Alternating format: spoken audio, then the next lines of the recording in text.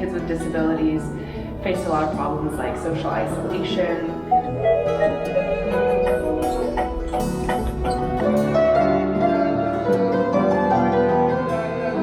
This is a small guest house, and our plan is to build 2 more on the other side of our property as well.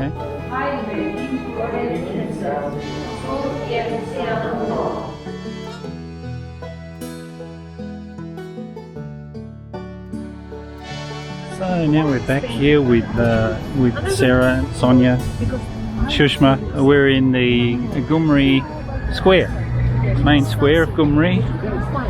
Famous church there that apparently is just opened after 35 years of renovation.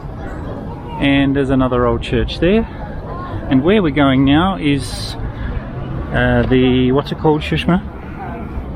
What's it called? Cafe. Come on, what's the cafe called?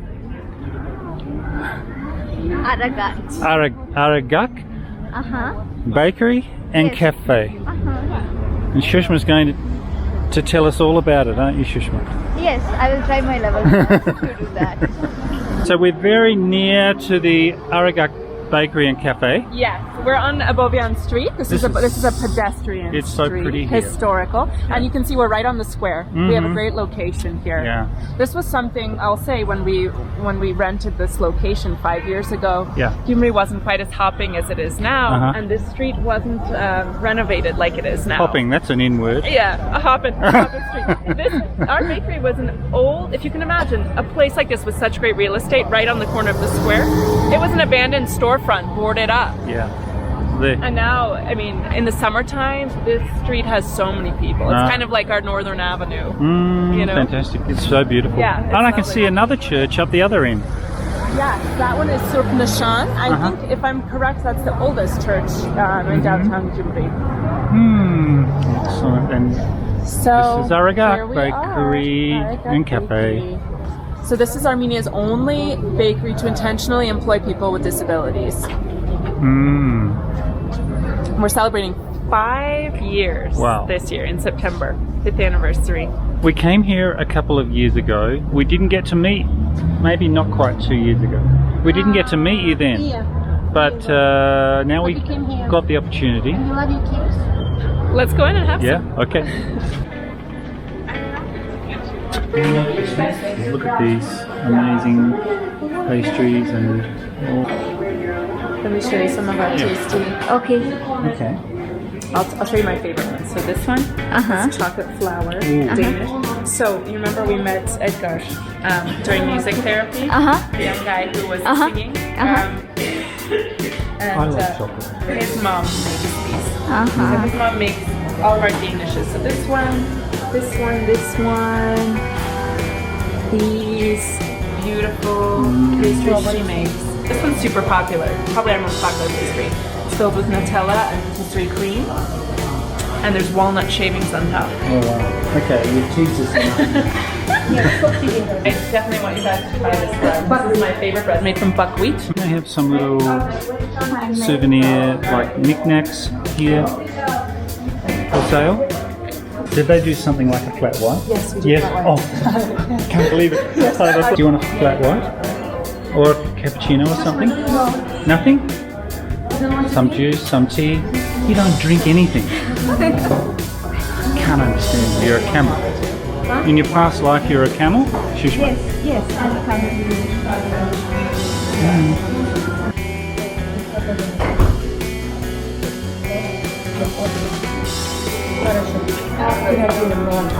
Just my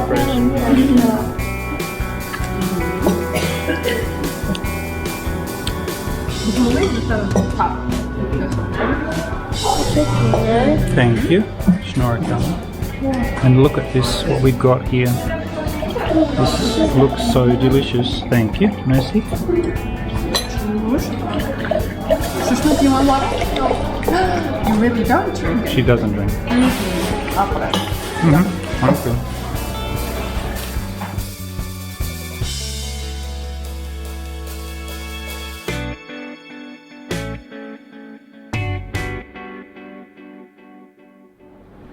Okay, Sarah. Yeah. We finally get around to talking a bit about you first, and then we're going to talk about the Aregak Bakery. It was delicious. We had some coffee, amazing coffee and cake. Can you tell us a little bit about yourself first? Sure. Where you're from, and why on earth you decided to come to Gyumri? What Yes. brought you here? It's a funny story. So I grew up in the DC area, Northern Virginia, and I always knew that my grandfather had been Armenian, but I never met him. They died long before I was born. His parents left just before the genocide from Karbet in Western Armenia, and he was their first child to be born in the Boston area. So anyway, so I graduated from college, I studied marketing, and I was working in the DC area, and one of my friends who was half Armenian invited me to an Armenian event, and at the last minute she got sick, and I had the decision to make, should I go or not go? So I was going alone, I didn't know anyone. I went, and I distinctly remember that moment of entering a room with a bunch of Armenians. I didn't know Armenian, I don't look phenotypically Armenian, and that was the day I learned about Birthright Armenia. You know, the program Birthright? Yeah. It's a fantastic organisation. Yeah. There's also another branch of that, Armenian Volunteer Corps for non-Armenians and also people who are over the age 32. of 30, something like that. Tell me about Birthright. Yeah, so Birthright's a program for young people of Armenian descent. You have to have at least one grandparent, so I just slid in under the cut.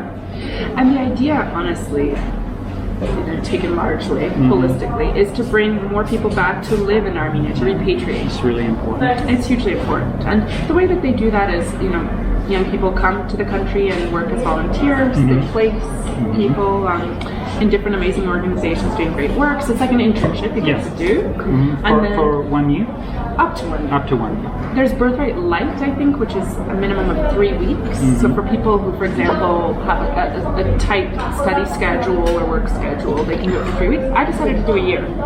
I quit my job. What were you doing? I was working in marketing for an international education company. And I told them, I heard about this opportunity to go to Armenia. It's now or never. The longer I wait, the more kind of ingrained I'm going to become in my American culture and my job. So they said, okay, go. More power to you. So I went in May 2018. 2018. Right after the revolution. A lot of people, they think about Yerevan and they don't see beyond Yerevan. But you came to Gyumri, all places, but I have to say it's got a special place in our heart too. What brought you to Gyumri? What was the decision behind it? What was the process behind that? Yeah. I'll tell you about what brought me, and then I'll tell you about what kept me. So what brought me to Gyumri was the good advice of the director of Birthright Armenia. I remember when he was talking to prospective volunteers, he said, look, if you really want to understand Armenia holistically, if you want to understand it authentically, you need to spend time outside of Yerevan. Because Yerevan has already become more cosmopolitan and international, right? We talked about this earlier. It's a city, and I come from a city. So I thought I wanna experience someplace that will expose me to more authentic culture, a slower pace of life, that has more opportunities for development. Yerevan is pretty developed already. DC, where I came from, is Gyumri has a lot of potential. That's what attracted me, and that's what kept me. There's a lot of cool projects to work on. What was the project that you were involved in when you came here?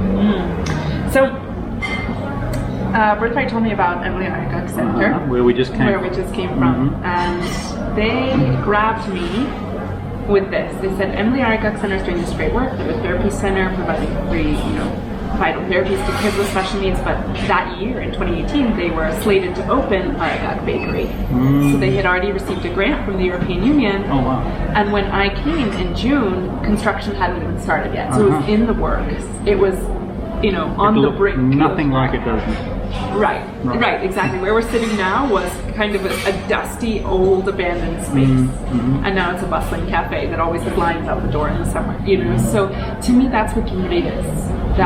It's just unlocked potential. And when people come and choose to invest in a place like this is what can happen.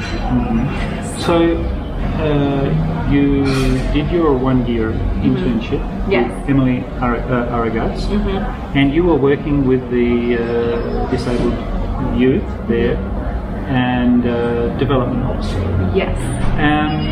what does that entail? So my joke always is that I'm a chief excitement officer. Chief excitement.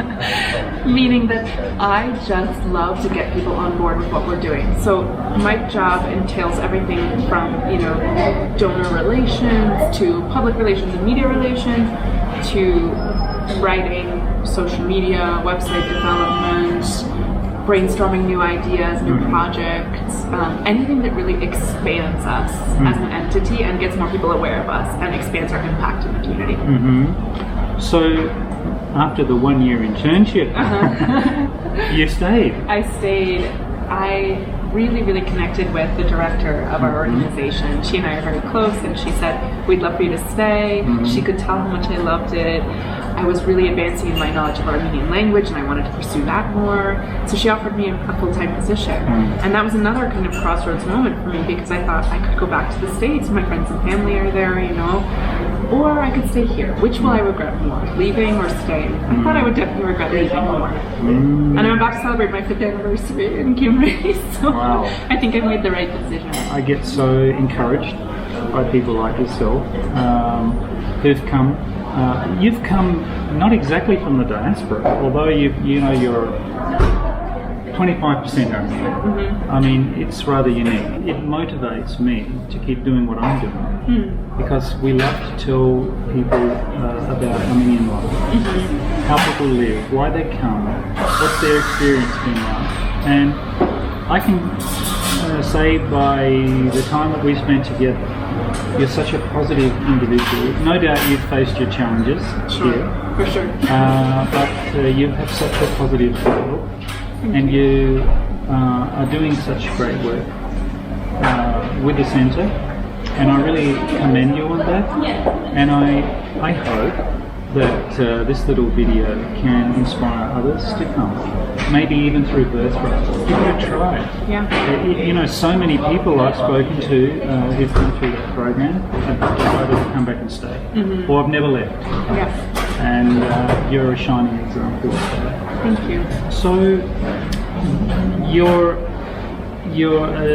as I said, the development officer for Emily Aregak, and also the bakery. Yes. So it goes hand in glove. They do, yeah. So we have a foundation actually. It's called Aregak Foundation, and that is like I say it this way: it's an umbrella over the therapy center, the bakery. This year we're going to be opening a greenhouse, which will follow the same sort of model as Aregak Bakery, meaning that it's a social enterprise. So our goals are threefold: to provide employment for young people with disabilities and also parents of kids with special needs, and then also to challenge stereotypes. To challenge the stereotype, for example, that people with disabilities can hold jobs. They can't, as we see in action every day at the bakery. And thirdly, that these enterprises will generate profit. Because for me, it's very important. It is a social enterprise. The social is just as important as the enterprise. It's missional, yes, but it is also an enterprise. It should have quality products and quality service. People should be attracted because of that, right? That it's a solid business, and it generates profit, which is reinvested back into the therapy center. Okay, and that's what the Aregak Bakery is all about as well, right? And the products are amazing. Yeah. The quality of the pastry is fantastic. So, how many staff here at the bakery? And what percentage of those are people with disabilities? So we have about 15 staff. That changes depending on the season, but usually about 15. And it's usually a third. So third parents or people who have disabilities, relatives of people with disabilities. A third of them have disabilities themselves, and then the other third are just young adults from the community. Some of them vulnerable, various difficult backgrounds. So we're creating this environment that's inclusive. We talked about this idea earlier. Inclusive in the sense that people from different walks of life and different ability levels are all working together in an integrated environment. That's fantastic. And learning from each other. So we have a lot to learn from each other. That's so true. Yeah, that's so true. I would love to actually take the opportunity to talk about this book, Artavot Choharada, which means the sunny cook in Armenian. I love this because it really shows the power of a story, how it can inspire people. So I wrote an article about Hovannes, who's one of our waiters who has Down syndrome.